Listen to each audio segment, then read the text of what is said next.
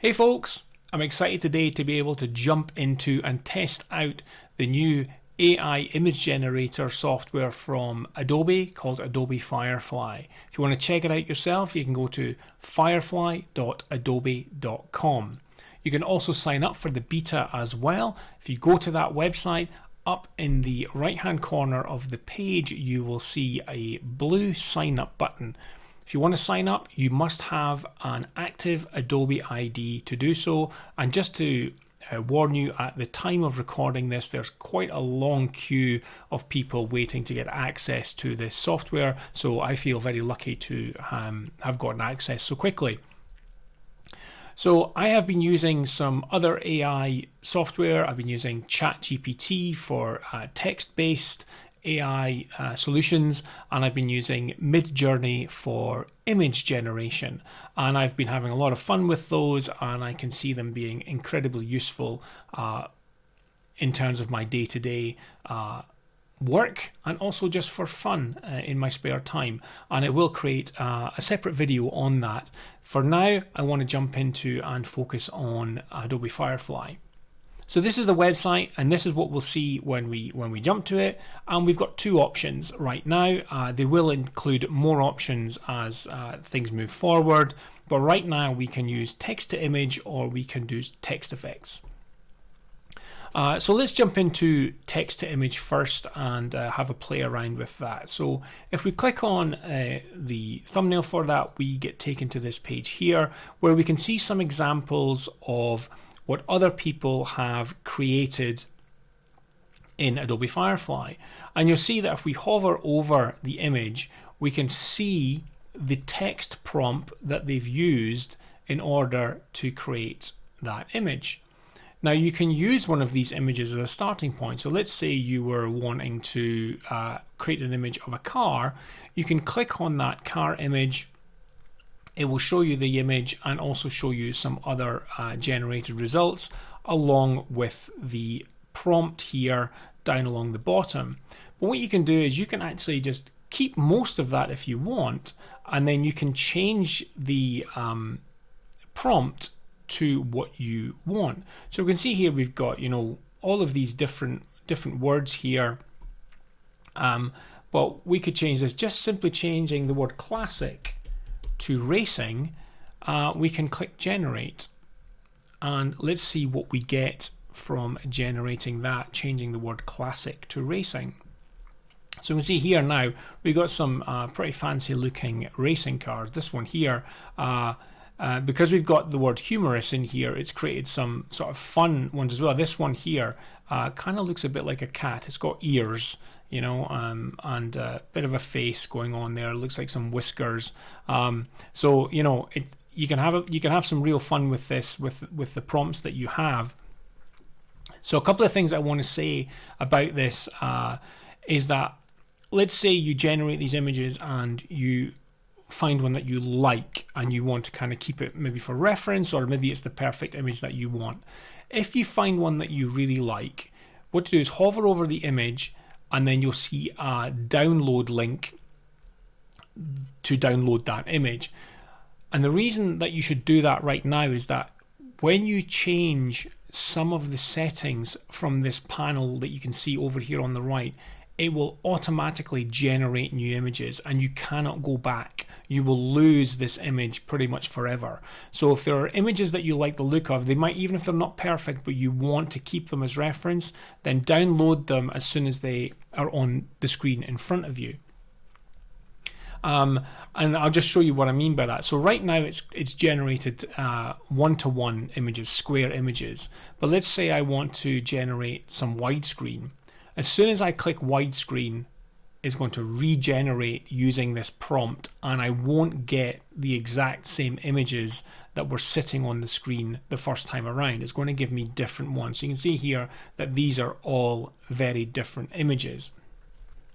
So it's important to download, download the image that you're looking for. So one of the other things that you can do is, let's just take a look at this side panel here. So we've already talked about the aspect ratio, so we can change the aspect ratio. You also have the option of, you know, what's the content type that you're creating. Is it a photo, is it a graphic, or is it art? And then you can apply styles to that. So we've got things, you know, so we've got popular styles that people who are using Firefly are using right now. We've also got movements, so that's, you know, art movements, or, you know, specific stylistic movements, so steampunk, psychedelic, fantasy, minimalism. You can go to themes, so we can have pixel art, we can have hyper realistic, you can make it look like a vector. You got techniques, so line drawing, pencil drawing, acrylic painting. We have effects. We've got different materials, so, you know, paper, clay, yarn, fur, and we've got concepts, so chaotic, kitschy, beautiful, simple. And then we've got other options like color and tone that we can adjust. We can adjust lighting, and we can adjust the actual composition. So just out of interest, let's just change composition to shot from above. So right now we're looking straight on. So let's add that style, and we can see now that it's added in shot from above. So let's generate and see what result we get now that we've added that style into things. Again, it doesn't take long, you know, it takes a few seconds. So it doesn't seem to have done much to this. I don't know, maybe we need to, you know, start from an entirely new image, but it's still front facing. I don't really see much of a change here in terms of, you know, being shot from above. Let's change the format and see what happens if we change the format. And these are the little kind of quirks that, you know, we need to kind of sort of iron out. So we can see here that this one is looking, you know, more from above, as is this one. You know, this one's a little bit above, but again, generally we're pretty much front on with this. So we've got, you know, facing the camera here. So maybe this prompt here is what's, you know, making the AI force that front view. So let's generate again.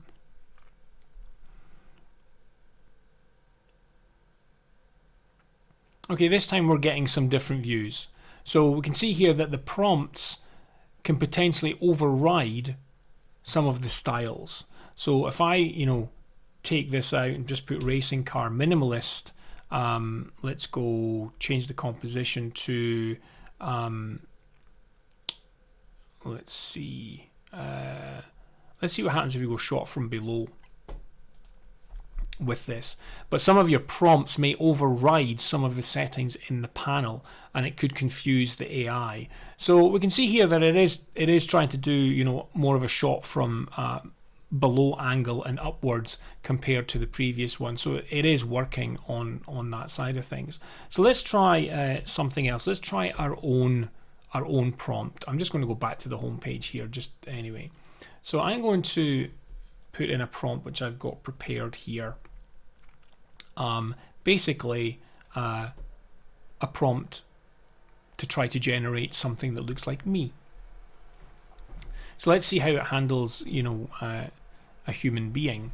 Okay, so we've got, you know, a 48-year-old white male, bald, with a long grey beard, wearing a black shirt, red cap, black rimmed glasses, sitting at a desk sketching into a notepad.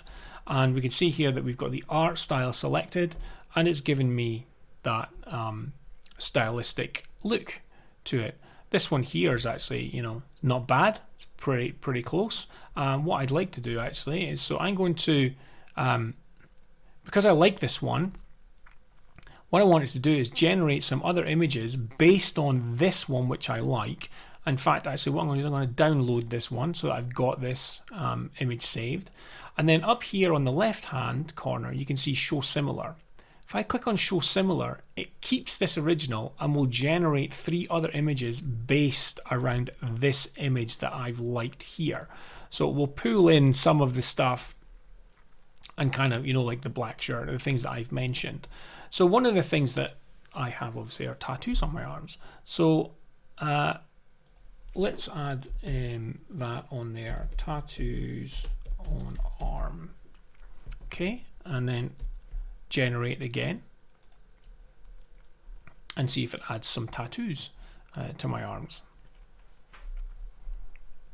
There we go. You know, it's getting a little bit closer now. This one here now is really starting to look a bit like me. I do like this one. Again, I'm going to download it because it's going to get rid of it. We can see here we've got some options. You can submit to the Firefly gallery. In this one here, actually, you know, you can use this one as a reference image. You can copy to clipboard. But I like this one. I would like to see it in widescreen. So I'm just going to, you know, click on use as reference image here. So it's telling me reference image will be used to influence future generation. Update the prompt to see new results. So now we can see that these are now keeping the same pose with some of the same elements in the background. So we can really start to refine things in. Now I want to have widescreen. So because I've got this reference image, it should give me widescreen versions with the same pose. But what it's done is it's actually squashed. It's squashed the images so it looks more like a caricature of things. This one here, you can click on an image and it will zoom in and show you a bit more. This one kind of has a pencil going through his fingers. The fingers are all weird on here. This one obviously, you know, face is a bit warped. Hands tend to be a little bit tricky for AI. I know that Midjourney version 5 has really kind of nailed that and has got that down, and it's pretty good. I do like these. These are kind of quirky. Let's see what happens. You know, if I change this to photo, let's see if that, you know, if I get more of a photographic look. So here we go again. So, you know, we're getting now a photographic version of it. This guy's got a really funky hat on. But we can see here, this one's got like a double face going on. So, you know, we can give some feedback based on this, saying, you know, distorted results, didn't handle the face very well. And we can submit that feedback to them. You know, but the other ones are, you know, pretty good. You know, this one's got hair, you know, so it's kind of ignored the bald part of it.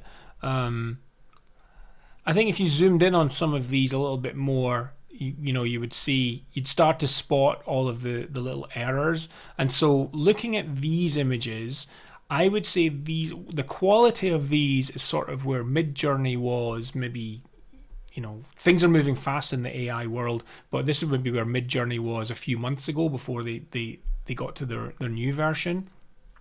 But, you know, it's a good kind of, you know, it's still kind of amazing what it can do, and, you know, what it can produce for you. So if I go to black and white, let's regenerate, see what we get, see if it pulls in the black and white style that we've got here for this. So it's not pulled in the black and white style, which is interesting, maybe because it's using this reference image. But just going to remove that reference image for now. But it could well be that, you know, you need to just basically start. Yeah, so you may just need to start again from scratch with your color and tone, because it's not doing that. But that's, you know, it's good to play around with that. That's pretty much the elements that you've got for text to image. The other thing that we can play around with are text effects. So similar, you've got options here of images that people have already created. And what the difference here is that you enter the text that you want. So I'm going to just enter the word rock. And you can describe the text effects that you want. So let's put fire and ice and hit generate.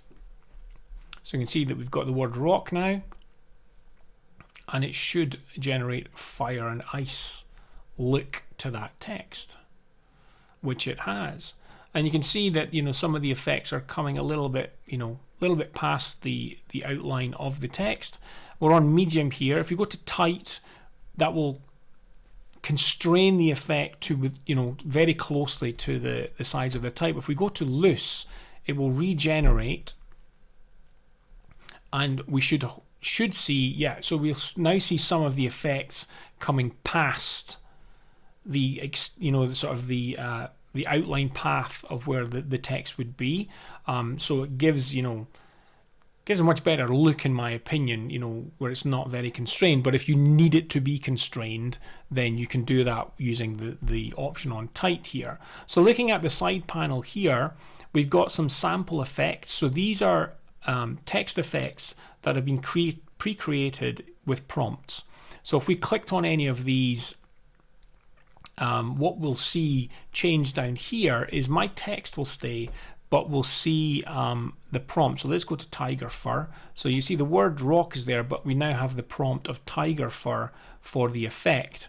And, you know, it's now given the letters, you know, their own effect there in fur. There are choices of fonts, but it's very limited. I would hope that we will get access to the Adobe font library. You know, this is, you know,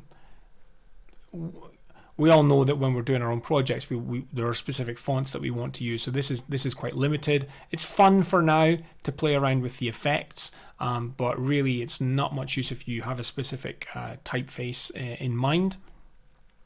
Down at the bottom, we've got color. So right now, so we've got background color. So see here, it's got the checkerboard, so it's a transparent background. So if I can download this, and I will have the text. I can open it up in Photoshop, and I can add it onto any background I like because there's no background there. Or if you just want a flat color background, you can simply, you know, click on the background color and it will change it without regenerating the image. But if you were to change the text color, it will regenerate the image. So let's go for blue. So it's going to regenerate using text that's blue, but apply a tiger fur over the top. Now the tiger fur is going to cover the whole thing, so you're not really going to see much of the blue come through. There is a slight blue tint to that. But, you know, if we were to, if I was to do the fire and ice again, we may see that blue kind of coming through into, yeah. So now we can see that there's more blue coming through into the generation, and I'll show you the difference here. If I change this to magenta, you'll see that the kind of the underlying color will have some more of a magenta effect onto that. It's not incredibly strong compared to what we had before. Maybe we could try this green color to do that. But I have a feeling that you kind of have to generate things from scratch again for it to do stuff. One thing I didn't touch on here is that down at the bottom you've got, you know, so it's generated a specific look, and you can see here it gives you a preview of a slightly different look to the text. So you can, so in this one here we've got, you know, down at the bottom the fire and ice is coming further past the base of the R. So if I click on that, it will apply that version of the texture effect to the text. So you can see now that it's much more, you know, it's coming past the outside outline of the text much more.